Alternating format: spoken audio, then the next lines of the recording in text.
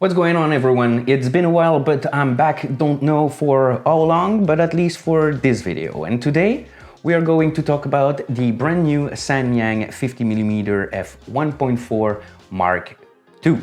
First, let's thank Samyang for sending me this copy for review.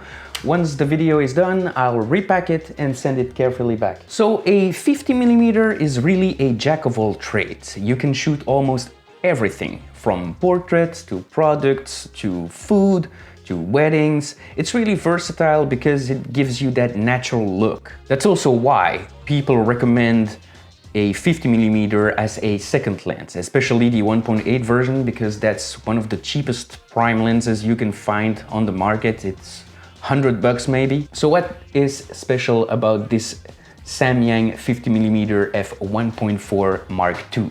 First, the build quality. It's made out of plastic, but it doesn't feel cheap. And to be honest, it's damn pretty. The matte black finish with the subtle red ring on the front, that rubber texture on the focus ring, really it's a beautiful lens. It's small and compact and only weighs 420 grams. So yes, you probably will be able to use it on a gimbal if that's the kind of thing you want to do. The lens also features a rubber gasket here for weather sealing on the back, which is also nice because when you're shooting in a country where it's almost raining every day, it's very handy. The lens also features a custom switch that lets you control how this focus ring behaves. It switches between aperture or focus. And if you have the Samyang lens dock, you can also customize it to control other things like your ISO, for example, which can be also pretty useful. It also features a custom focus hold button, which is worth mentioning because that's something you don't see on third-party lenses. But personally, I don't like it. The way I shoot, I don't feel that it's easy to use. I prefer my back button focus, for example. The minimum focus distance is 40 centimeters, which is quite close, so you can get a unique perspective. It's not macro, but still very close. So now enough with the outside. Let's talk about the inside. The autofocus, and man, that thing is fast, snappy, and silent.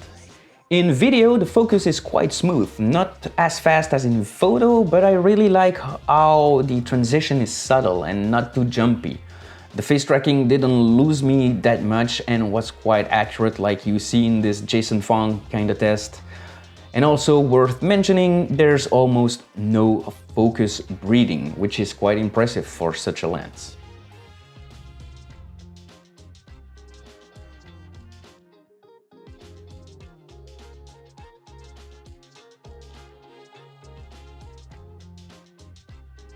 In terms of image quality, well, it's quite sharp. I took images at home, I did some street photography, some product photography.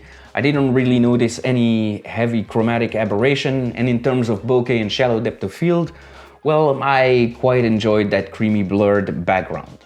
The bokeh is quite round in the center and then shifts to a more cat eye shape on the edges.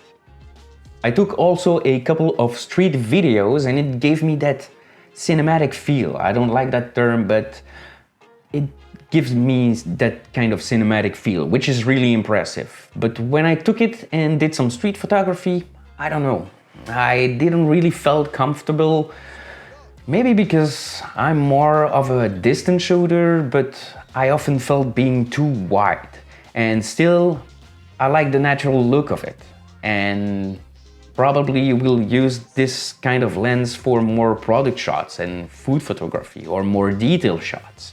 In terms of price, the actual version, the version 1, is on sale for $400, and even if I don't have the final price of this version, I imagine that it will be around $600 and $700, which isn't that expensive for a fast prime lens.